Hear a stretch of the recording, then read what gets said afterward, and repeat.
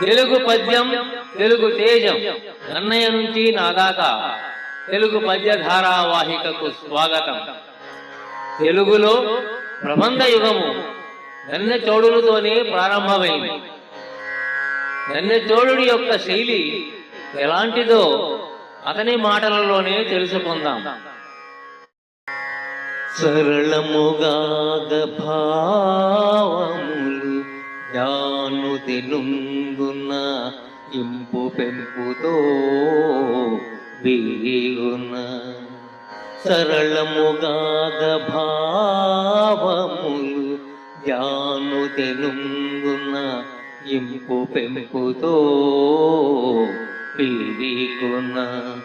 వర్ణనల్ ఫణితి పేర్కొన్న అర్థములొత్తగిల్ల బంధురముగ ప్రాణముల్ మధు మృదుత్వరసంబున కందళింప.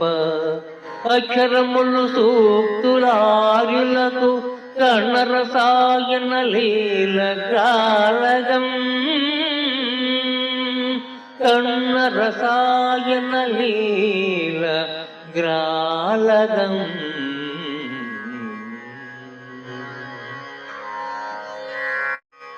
సహజముగా అందముగా పెనవేసుకునిన భావాలతో అర్థవంతములైన మంచి పదాలతో మృదు మధుర రసముతో ప్రాణము పోసుకొని మొలకెత్తి బుధజనుల చెవులకు ఇంపుగా జాను తెలుగులో కావ్యం రాస్తానని ఈ పద్యంలో నన్నెచోడుడు చెప్పుకొన్నాడు.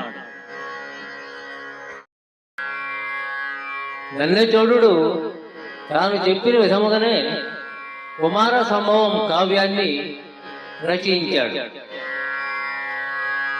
కుమార సంభవం కథ సంక్షిప్తంగా ఏమంటే, దక్షయజ్ఞం. సతీదేవి తన తండ్రి చేస్తున్న యాగానికి తనను పిలవకుండా వెళుతుంది. సతీదేవి ఎదుట దక్షుడు పరమేశ్వరుణ్ణి దూషిస్తాడు. ఆ అవమానాన్ని భరించలేక సతీదేవి యజ్ఞగుండంలో పడి కాలిపోతుంది. పరమేశ్వరుడు వీరభద్రుని సృష్టించి యజ్ఞస్థలికి పంపిస్తాడు. వీరభద్రుడు దక్షుని యొక్క తల నరికి వేస్తాడు. దేవతల ప్రార్థనతో శాంతించిన పరమేశ్వరుడు మేకతలను దక్షునికి తిరిగి అతికించి బ్రతికిస్తాడు. సతీదేవి మరణంతో శివుడు ఘోరమైన తపస్సులోకి వెళ్ళిపోతాడు. శివుని యొక్క తపోభంగం చేసి పార్వతితో వివాహం జరిపించడానికి దేవతలు మన్మధుని పంపిస్తారు. తపోభంగమైన పరమేశ్వరుడు మన్మధుని భస్మం చేస్తాడు. రతీదేవి ప్రార్థనతో పరమేశ్వరుడు మన్మధుడు రతీదేవికి మాత్రమే కనిపించేలాగా వరమిస్తాడు. దేవతల ప్రార్థనతో పార్వతితో పరమేశ్వరుని యొక్క వివాహం జరుగుతుంది. అనంతరం వారిరువురికి కుమారస్వామి జనిస్తాడు. ఆ తరువాత తారకాసుర వధ జరుగుతుంది.